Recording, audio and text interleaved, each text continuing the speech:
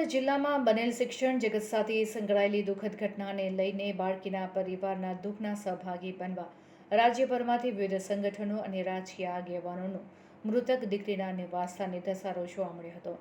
ગતરોજ ગુજરાત રાજ્યના કેબિનેટ શિક્ષણ મંત્રી કુબેરભાઈ ડિંડોર, દાહોદના સાંસદ જશવંતસિંહ ભાભોર, ધારાસભ્ય શૈલેષ ભાભોર, દાહોદ જિલ્લા કલેક્ટર, જિલ્લા વિકાસ અધિકારી સહિતના લોકો બાળકીના નિવાસસ્થાને પહોંચી પરિવારને સાંત્વના પાઠવી રહ્યા છે. તેમણે જિલ્લા પોલીસના સહયોગથી 36 કલાકમાં જ હત્યારાને ઝડપી પાડી કોર્ટમાં રજૂ કરવાની કામગીરીને વખાણી હતી. જિલ્લા તંત્ર આપણી સાથે છે અને પરિવારને સત્વરે ચોક્કસથી ન્યાય મળશે. FSLનો રિપોર્ટ સહિત ન્યાયની કામગીરી હાલ ચાલુ જ છે. રાજ્યના મુખ્યમંત્રી તેમજ ગૃહ રાજ્યમંત્રી, ગૃહ વિભાગ અને જિલ્લાનું તંત્ર દુઃખદ પરિવારની સાથે જ છે તેવી હૈયાધારણા આપી 2 મિનિટનો મૌન રાખ્યો હતો અને પરિવારજનોને સાંત્વના પાઠવી હતી. અત્રે ઉલ્લેખનીય છે કે દાહોદમાં બાળકીની આચાર્ય દ્વારા ગળું દબાવીને કરવામાં આવેલી ઘટનાને 1 અઠવાડિયા કરતાં વધુનો સમય વીતી ગયો હોવા છતાં ગત રોજ ગુજરાતના શિક્ષણ મંત્રી સહિત સાંસદે મૃતક બાળકીના પરિવારની મુલાકાત લીધી હતી અને જેના લીધે ક્યાંક ને ક્યાંક લોકોમાં સરકાર પ્રત્યે લોકોમાં છૂપો રોષ પણ જોવા મળી રહ્યો છે. રિપોર્ટર મનીષ શાહ, દાહોદ. જી સર, આજે આપ પરિવારની મુલાકાત લીધી છે, શું કહેશો આપ? જે અઠવાડિયા પહેલાં 19 તારીખે જે ઘટના બની હતી આપણી સિંગવડ, શાપરવડ પે સેન્ટર અને આપણી તોરણી પ્રાથમિક શાળામાં જે ઘટના બની એનું હું દુઃખ વ્યક્ત કરું છું. સાથે સાથે આજે અમારા વહીવટીતંત્ર અને અહીંના સાંસદ જશવંતસિંહ ભાભોર સાહેબ અને લીમખેડા ધારાસભ્ય આપણા શૈલેષભાઈજી અને અમારી પૂરી ટીમ, વહીવટીતંત્ર અને શિક્ષણ વિભાગના મિત્રો, શિક્ષક મિત્રો બધા સાથે મળીને આજે પરિવારને સાંત્વના આપવા માટે આવ્યા છીએ. પરિવારને અમે દિલાસો આપ્યો છે અને પરિવારને પૂરો ભરોસો છે. કેટલાક આવા રાજનીતિનો વિષય અમારા માટે નથી. અમારા માટે, આ સભ્ય સમાજ માટે, શિક્ષણ વિભાગ માટે શરમજનક ઘટના છે.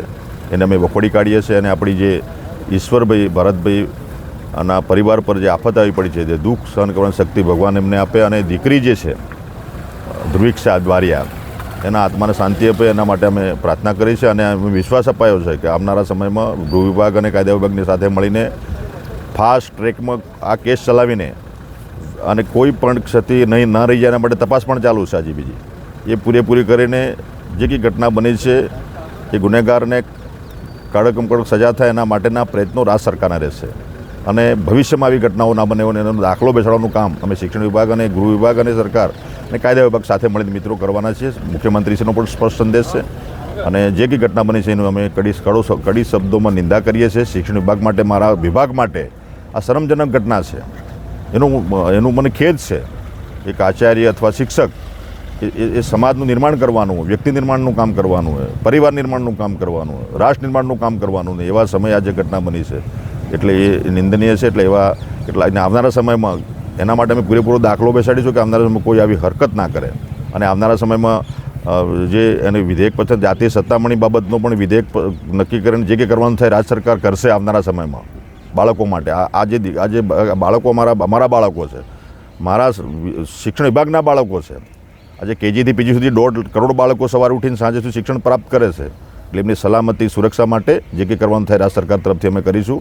અને મારી ગુજરાતની દીકરીઓ અને ગુજરાતના બાળકોને સુરક્ષા, શાંતિ આપવાનો, સુરક્ષા અને સલામતી રાખવાનું કામ અથવા આપવાનું કામ અમારા વિભાગનું છે, સરકારનું છે. એ પૂરેપૂરું અમે નિભાવીશું. પણ કેટલાક લોકો રાજનીતિ જે કરતા હોય એ એમને મુબારક. અમારે એમાં પડવું નથી, પણ અમારે સાચા અર્થમાં પરિવારને ન્યાય આપવાનું કામ અમારે કરવાનું છે. ધન્યવાદ.